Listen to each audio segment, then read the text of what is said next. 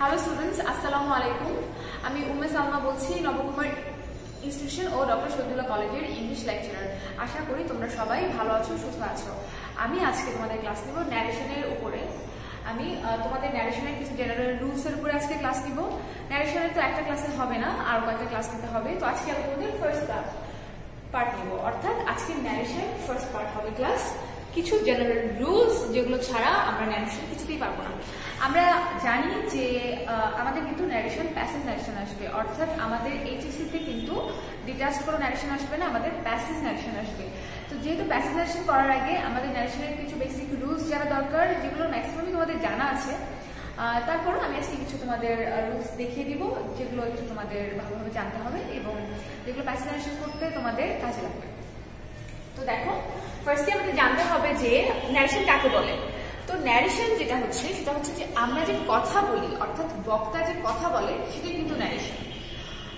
Narration দুই প্রকার, direct narration এবং ইনডিরেক্ট ন্যারেশন। ডিরেক্ট ন্যারেশন হচ্ছে বক্তা নিজে যখন কোনো কথা বলে, অর্থাৎ বক্তা নিজের উদ্ধৃতিকে আমরা বলবো ডিরেক্ট ন্যারেশন। যেমন আমি যদি বলি যে I said I eat rice, আমি বলেছিলাম আমি ভাত খাই।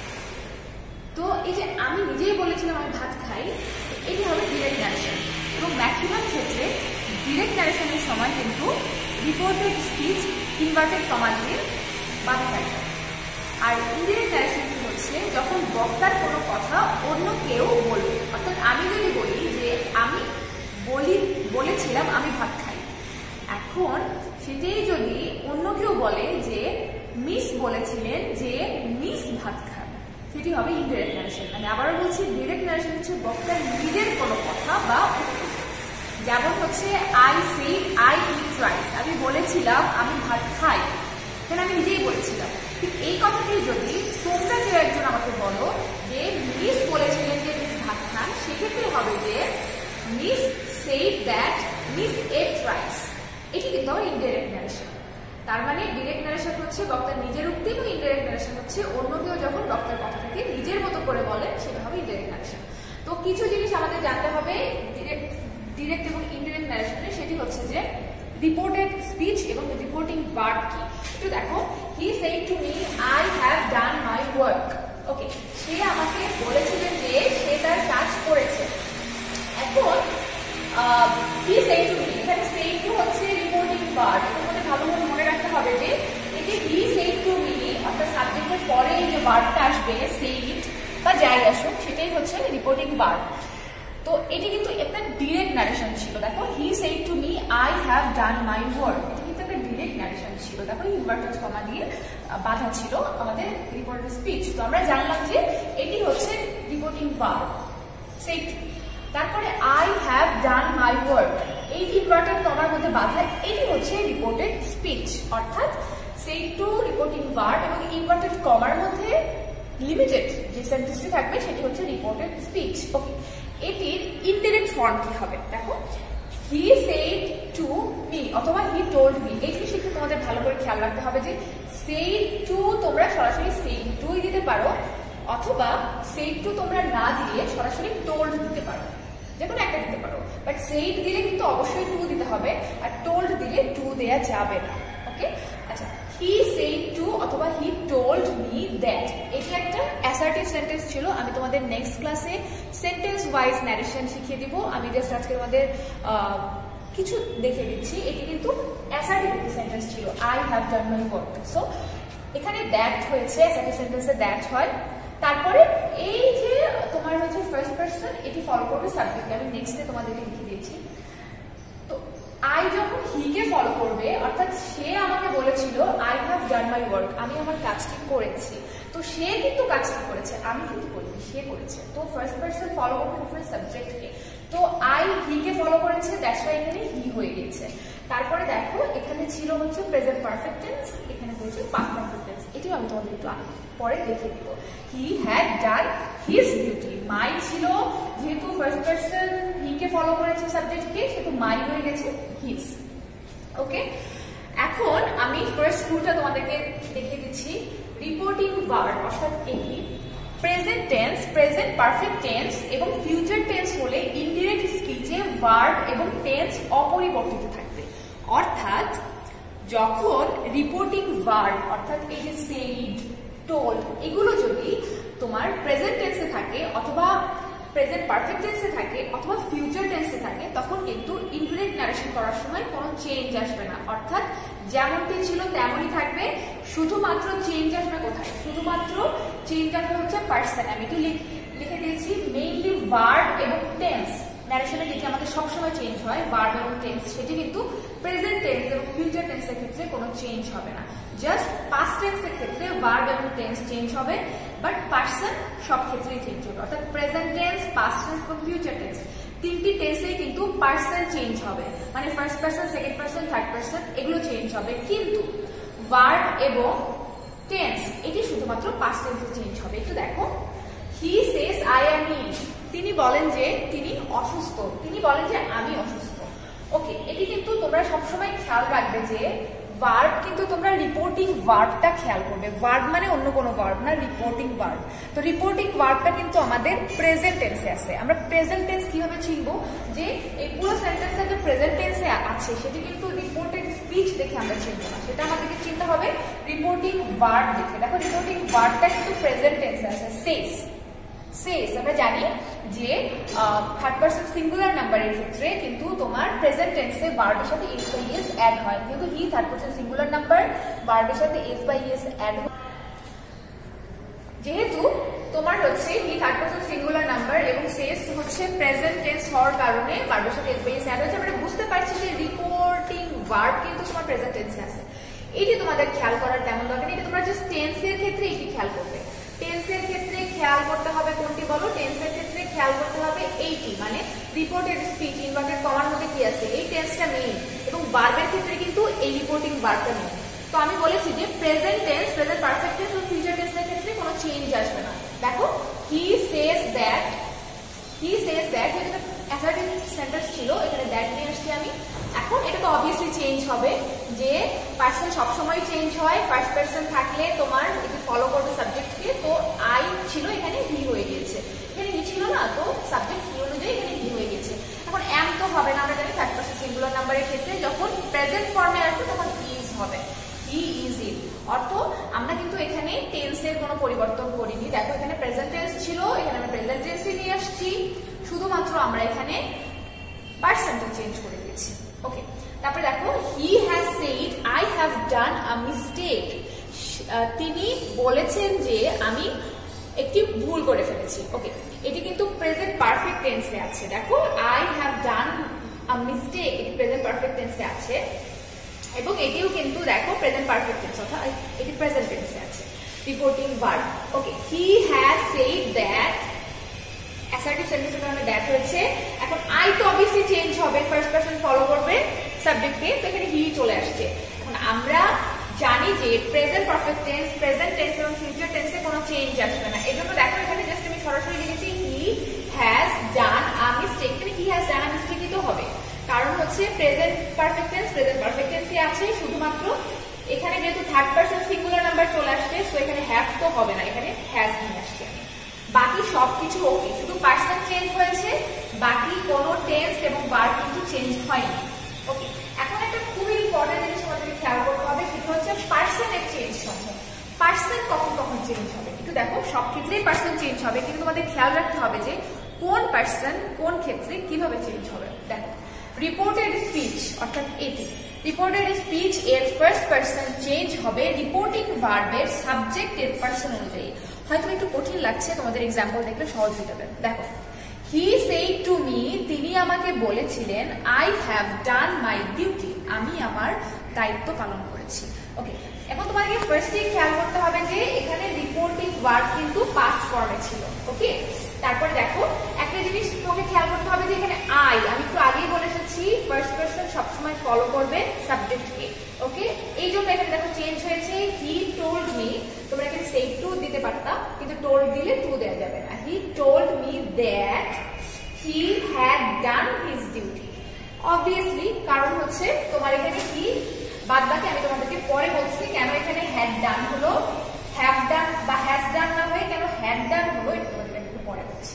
তো তোমরা যেটা খেয়াল করবে যে এখানে আই ছিল হি হয়ে গিয়েছে, কারণ ফার্স্ট পারসন আমরা জানি আই, উই এগুলো ফার্স্ট পারসন ফলো করেছে সাবজেক্টকে, সো এখানে হি হয়ে গিয়েছে এবং এখানে হিজ হয়ে গিয়েছে, মাই থেকে হিজ হয়ে গিয়েছে। সেকেন্ড পারসন চেঞ্জ হবে অবজেক্টের পারসন অনুযায়ী। অবজেক্টটা কোথায়? অবজেক্ট দেখো এই যে মি, একটু খেয়াল করো। she said to me you are a fool, সে আমাকে বলেছিলেন তুমি একটা বোকা। তো ফার্স্টে তোমাদেরকে খেয়াল করতে হবে যে ইউ ছিল সেকেন্ড পারসন, ইউ চেঞ্জ হবে অবজেক্ট অনুযায়ী অর্থাৎ মি অনুযায়ী, এটা কিন্তু কখনোই সাবজেক্ট অনুযায়ী চেঞ্জ হবে না, অবজেক্ট অনুযায়ী চেঞ্জ হবে। তারপরে কি হবে দেখো তাহলে, she told me অথবা she said to me that you are a fool, এই যে মি যেহেতু ছিল মানে তোমার হচ্ছে সেকেন্ড পারসন মি অর্থাৎ অবজেক্টকে ফলো করেছে, সো এখানে আই হয়ে গেছে, I was a fool। একটু ভালো করে খেয়াল করো, সেকেন্ড পারসন ইউ ফলো করেছে অবজেক্টকে, সে কারণে মি, সে আমাকে বলেছে you are a fool, অর্থাৎ সে আমাকে বলেছে যে আমি একটা বোকা, দ্যাটস ওয়াই ইউ মি কে ফলো করেছে অর্থাৎ অবজেক্টকে ফলো করেছে এবং এখানে আই হয়ে গেছে। ওকে, থার্ড পারসন এর কোনো চেঞ্জ হবে না, অর্থাৎ থার্ড পারসন যেমনই ছিল তেমনই থাকবে। যেমন দেখো I said to you he has done his duty, আমি তোমাকে বলেছিলাম যে সে তার ডিউটি পালন করেছে। ওকে, আই টোল্ড ইউ অথবা I said to you that he had done his duty, এখানে হি যেমনটি ছিল হি তেমনটি আছে, কোনো চেঞ্জ হয় না। তো থার্ড পারসনের কখনো কোনো চেঞ্জ হবে না, হি, দে, ট্রিজ, বুকস, স্কুলস, কলেজেস এগুলো কোনো চেঞ্জ হবে না। ওকে, এখন যদি তোমাদেরকে আরো ভালোভাবে খেয়াল করতে হবে সেটি হচ্ছে যে তোমার পাস্ট টেন্সের পরিবর্তন সমূহ।